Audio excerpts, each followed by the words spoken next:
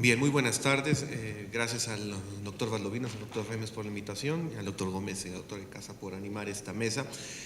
Y más que hablar de un abordaje en el cual ustedes son los expertos, lo que yo quisiera compartir en los minutos que me han asignado es más bien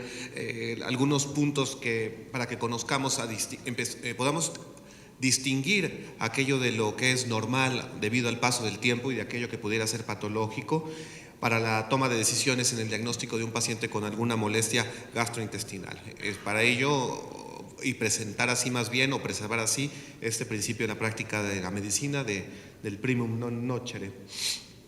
La primera parte de la presentación voy a tratar de dejar en claro el por qué deben ahora interesarse todo el mundo en los problemas del envejecimiento. Hay muchos que no les gusta ver adultos mayores en la consulta, sin embargo una proporción importante de estas personas ocupan las camas en los hospitales y bueno, son los clientes también más frecuentes en la consulta externa y también para los estudiantes que no les gusta verlos, pues bueno, la proporción de personas mayores será más importante en el futuro. Daré algunos cambios generales del envejecimiento gastrointestinal, pondré 3 ejemplos en específico para entenderlos, hablaré de una repercusión fundamental de este envejecimiento gastrointestinal como una expresión clínica, cuáles serán sus implicaciones y trataremos de emitir unas conclusiones al final. En primer lugar, el número de adultos mayores aumenta en el mundo y ustedes lo saben porque los ven por todos lados. Sin embargo, este aumento en la expectativa de vida no significa necesariamente una mejoría en las condiciones de salud de las personas, sino al contrario, el aumento de los años aumenta la probabilidad de desarrollar problemas de salud, aumenta la probabilidad de discapacidad y, por supuesto, aumenta la probabilidad de morir. Nuestro país en transición demográfica plena, ya no es más un país donde hay un predominio de los niños, o como lo voy a mostrar en una gráfica posterior, al menos desde el año 2014, la proporción de personas de 60 años y más ya supera a los menores de 5 años. Entonces, nuestra atención debe dirigirse a este sector creciente de la población. Y la llamada pirámide poblacional que nos enseñaron en las clases de epidemiología ya hace algunos años en la facultad, pues esto francamente se ha perdido, puesto que poco a poco va apareciendo más un pastelito en donde la base pues se irá hacia arriba y en los próximos años pues veremos cómo va esto cambiando de manera más evidente. Decía que la proporción de adultos mayores desde el 2014 es ya superior al número de niños de 5 años y por lo tanto la perspectiva de que un cuarto de la población en nuestro país hacia el año 2040 será parte de este grupo poblacional pues se va cumpliendo. De una manera muy simple, ¿cómo entender el proceso de envejecimiento? Pues como un proceso, evidentemente, que se caracteriza por pérdidas, y las pérdidas generalmente son de aspecto físico y de alguna forma de aspecto desde el dominio cognitivo. Es complejo, multifactorial, gradual, persistente, desgraciadamente para algunos que lo piensan así, irreversible, pero es que es necesario siempre verlo como un sinónimo de decadencia. Entre los trabajadores de salud yo creo que parte del problema por el cual lo vemos así es el tipo de personas adultas mayores con las cuales nosotros trabajamos. Sin embargo, tenemos dificultad de saber que la mayoría de adultos mayores pues viven en autonomía, en sus domicilios, cumpliendo con un rol social. ¿Y qué es lo que ha pasado para la toma de decisiones o la atención de este grupo creciente de la población? Ha habido un problema más bien en cómo dirigirse a este sector de la población debido a distintas causas. Una de ellas es que solemos aplicar el conocimiento generado en los adultos jóvenes y traspolarlo a este grupo etario. Hasta hace pocos años los adultos mayores eran sistemáticamente excluidos de todos los ensayos clínicos, por ejemplo, no así de los estudios poblacionales, pero ha habido un creciente interés en ese sector de la población y el ejemplo cada vez más claro es su inclusión en los ensayos clínicos controlados para el tratamiento de distintas enfermedades, por lo cual poco a poco se han ido generando evidencia específica en ese sector de la población y el ejemplo quizá más claro sea para el tratamiento de las enfermedades cardiovasculares y algunas enfermedades metabólicas. A diferencia de otros aparatos y sistemas donde los cambios del envejecimiento son claros y evidentes, como el músculo esquelético, recordemos que el cambio más temprano del envejecimiento quizá sea la lentitud o la disminución de la velocidad de la realización de múltiples procesos, o por ejemplo del aparato cardiovascular, los cambios promovidos por el envejecimiento mismo, por el paso del tiempo en el tubo digestivo, son muy discretos o más bien podríamos decir que son menos obvios que en el resto de otros aparatos y sistemas. Y es difícil muchas veces poder hacer esta distinción entre qué es debido al paso del tiempo y qué corresponde a una enfermedad. debemos de entender que el paso del tiempo, el envejecimiento, no es un proceso patológico, por lo tanto, los problemas promovidos por el envejecimiento no corresponden a una enfermedad.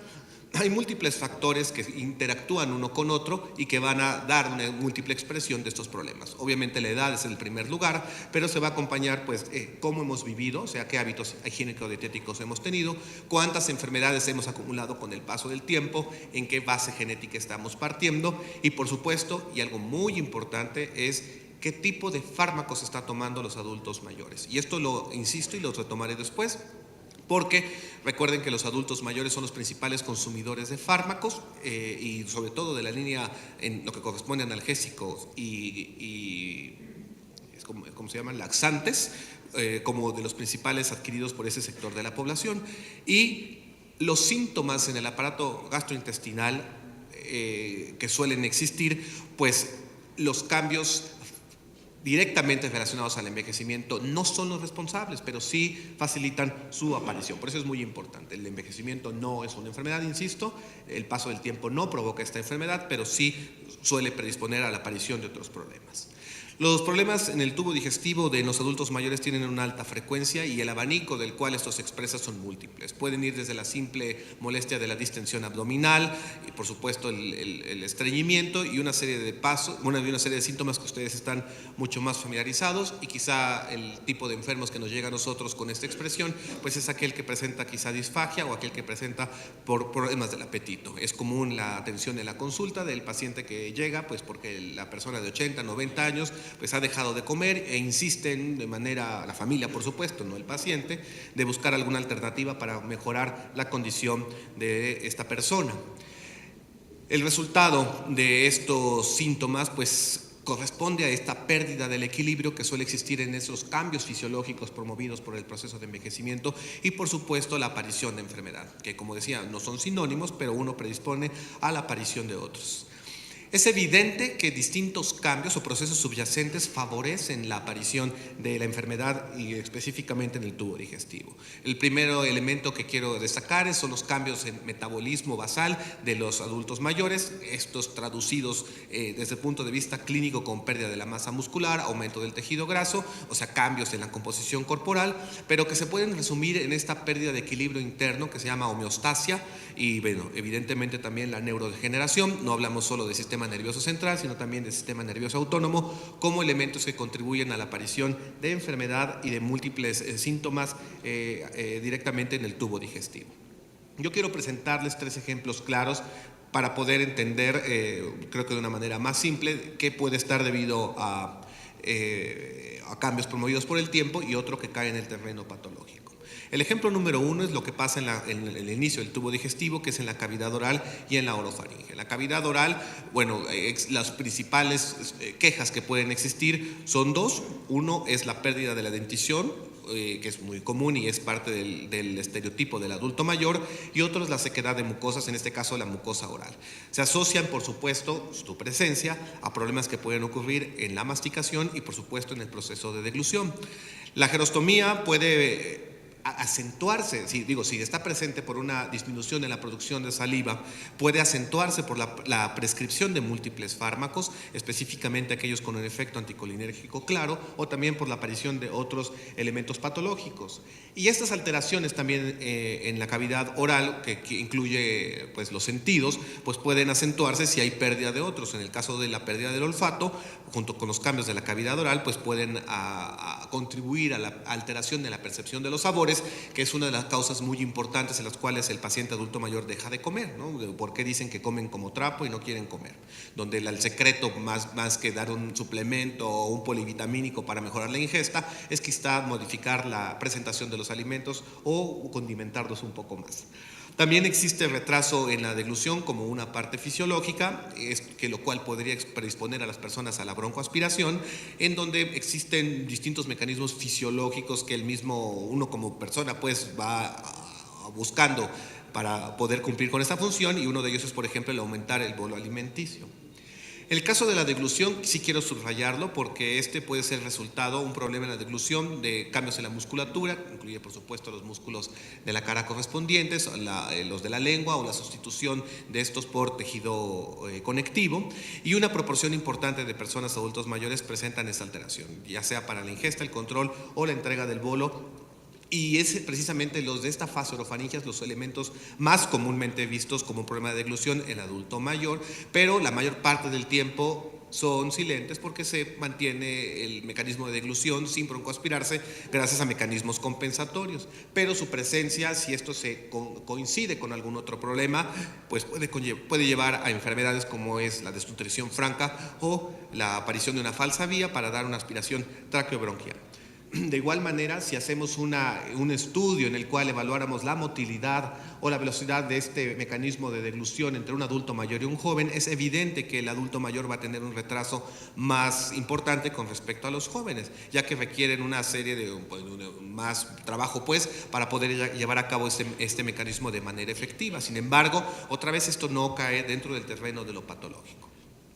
El segundo ejemplo que puse es la de la gerostomía, problema súper frecuente en la consulta, donde más de la mitad de adultos mayores pueden quejarse de manera espontánea y no necesariamente traduce un problema. Desde una prótesis mal adaptada o problemas francos de la dentición pueden ser los responsables de esto. El problema es que también la pérdida o la baja producción de saliva puede favorecer mayor pérdida de piezas dentales. El punto a subrayar aquí es la prescripción de los fármacos. Habrá que leer la letra pequeña, sobre todo, insisto, en medicamentos que se usan en enfermedades neurológicas y cardiovasculares, evidentemente también del tubo digestivo con franco efecto anticolinérgico, los que pudieran ser los responsables de esa alteración. Y como resultado, pues da francas alteraciones en la calidad de vida del paciente, hasta problemas, pues obviamente, para tragar o para expresarse. El ejemplo número 2, voy a hablar del esófago y lo pongo porque quizá del todo el tubo digestivo sea de los que menos cambios puedan tener desde el punto de vista fisiológico. Desde el punto de vista anatómico no hay cambios, desde el punto de vista de estructura, pues lo que puede ocurrir es pérdida de neuronas mientéricas, lo cual pudiera traducirse con cambio en la motilidad y la peristalsis. Lo más frecuente que escuchamos es este término del presbiesófago, ¿no? Donde hay una serie de hallazgos motilidad, pues, que son vistos cuando se evalúa este mecanismo, donde quizá lo más destacable es la presencia de múltiples ondas para poder avanzar el bolo, y hay una relajación incompleta del esfínter esofágico inferior, lo que da una dilatación proximal. Sin embargo, este problema por sí mismo, o esta alteración, tiene un significado clínico nulo o escaso. Entonces, este hallazgo fisiológico ocurre por esto. Ante la presencia de disfagia franca, sería un error el poder atribuirlo a este mecanismo como el responsable. Recordemos que para ver la evaluación de este problema, la videofluoroscopía sigue siendo el estándar para poder la evaluación para la identificación de estos dos problemas, en donde la desnutrición puede ser el resultado, pues, de la disminución de la eficacia del mecanismo de deglución, y la broncoaspiración o la presencia de una falsa vía, pues por disminución de los mecanismos que aseguran la broncoaspiración. Y esto es muy común en adultos mayores de la comunidad, que son sanos cuando son sometidos a estudios en donde se evalúan estos mecanismos y que no tienen, insisto, una traducción clínica, o no hacen que vaya a ver a uno, los pacientes no vayan a ver a uno a consulta para ver qué está sucediendo. En cuanto a este problema de la deglución, aquí falta una imagen, pero esto es muy común en presencias, en pacientes, en institución específicamente, y en pacientes que tienen problemas cognitivos. Entonces, en aquellos enfermos que sepamos que viven en un asilo o en alguno de esos tipos de instituciones de crónicos o con algún deterioro cognitivo, los focos rojos deben de estar en que el paciente puede tener alto riesgo de broncoaspirarse sin necesidad de que tenga una enfermedad subyacente.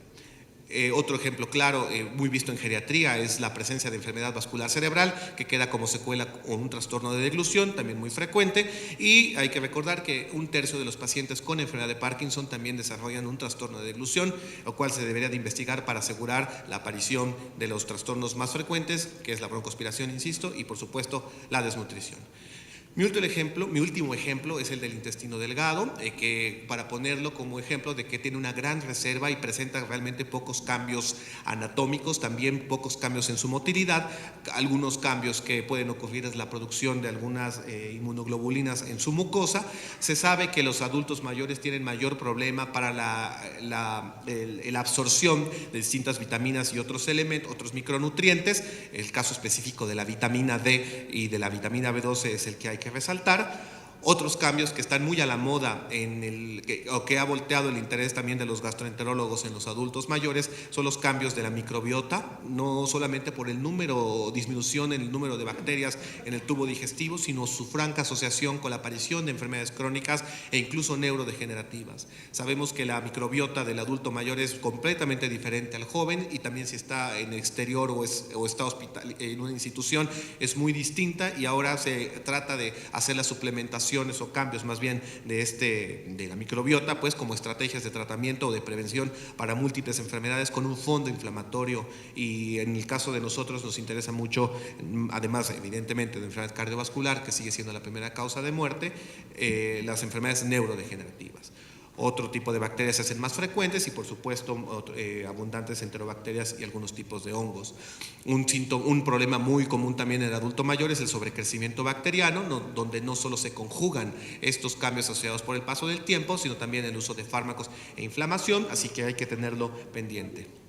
Ya como último punto, los cambios, no hablé acerca del estómago, podemos dejarlo para la discusión, pero evidentemente tanto el estómago, la vía biliar, el páncreas, el hígado mismo como procesador de los fármacos tienen cambios sobresalientes, pero las repercusiones en general de las alteraciones en el tubo digestivo pueden estar en los fármacos, y eso es quizá la parte importante. Les recuerdo una vez más, los ancianos, los adultos mayores son los que más consumen fármacos y tienen, por lo tanto, por los distintos cambios fisiológicos, ya sea en la absorción, en la distribución, en el metabolismo, en la eliminación de ellos, mayor probabilidad de tener efectos secundarios. En cuanto a la absorción, recordemos que la vía oral es la más común por lo cual se toman los medicamentos, y si esto conjuntamos pues la alteración en el tránsito intestinal, la disminución del flujo sanguíneo gástrico, etcétera, puede haber alteraciones evidentemente en la biodisponibilidad de los medicamentos. Y si vamos por distintas secciones de los mismos cambios fisiológicos, los cambios en el tránsito, por ejemplo, pueden provocar que los fármacos de liberación prolongada pues sea aún más prolongada, o haya una alteración en la absorción de fármacos poco solubles. En cuanto como lo acabamos de escuchar, los adultos mayores son grandes consumidores de inhibidor de bomba de protones. Múltiples fármacos que se utilizan en los adultos mayores son necesarios que conservar la acidez gástrica. Por ejemplo, como el caso de los anticoagulantes nuevos, como el dabigatran, necesita un ambiente específico para su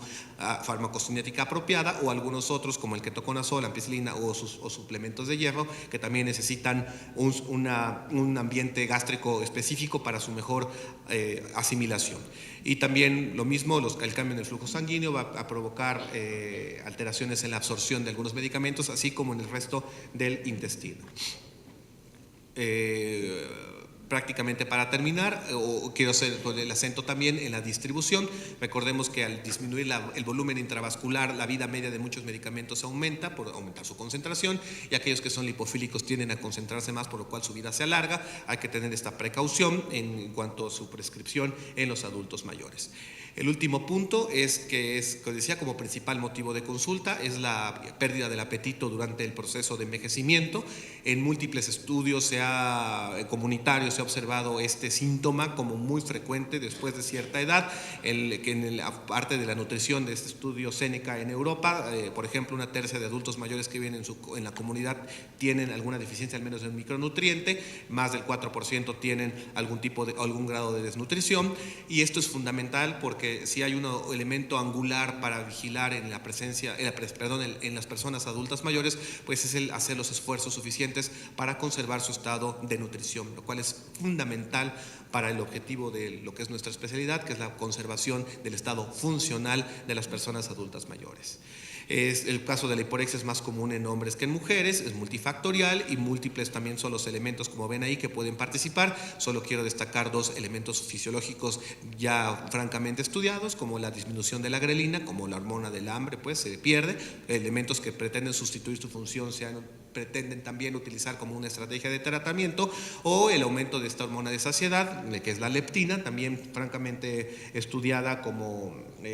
su aumento pues presente en las personas adultas mayores. Esta es mi penúltima diapositiva para decir que dependiendo entonces la estructura del tubo digestivo, del cual yo puse solo 3 ejemplos, va a haber una serie de repercusiones en el organismo, por ejemplo en el estómago, debido a las alteraciones en su distensibilidad o los cambios en las hormonas que puede secretar, puede llevar a saciedad temprana o a esta pérdida del apetito, o por ejemplo en el hígado, los cambios favorecidos por el paso del tiempo, sobre todo en la fase 1 del metabolismo, lo que está asociado a lo que depende del citocromo P450 es francamente lo que se altera, más las otras fases no. Esta es mi última diapositiva ahora sí, en el cual solo quiero subrayar que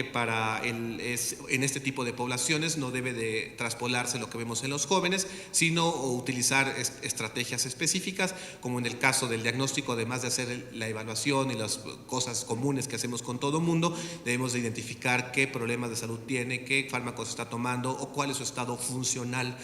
Que las intervenciones terapéuticas que nosotros implementemos en un adulto mayor con cualquier enfermedad gastrointestinal tengan como objetivo fundamental la recuperación o la conservación del estado funcional y su posible reinserción social más allá de la curación. A veces eso es lo más importante para los pacientes. Y en aquellos que no se pueda dar algo más, recordar que los cuidados paliativos, que no necesariamente es en un paciente que se está muriendo, ¿no?, sino dar un tratamiento de sostén en múltiples enfermedades crónicas, serán más que suficientes para ayudar al paciente. Entonces, lo que debemos de saber de esto, creo yo, es de que si hay bien muchos cambios en el tubo digestivo asociados con el paso del tiempo, estos por sí solos tienen un significado clínico escaso, pero cuando se conjuntan con otras patologías pueden dar una serie de problemas.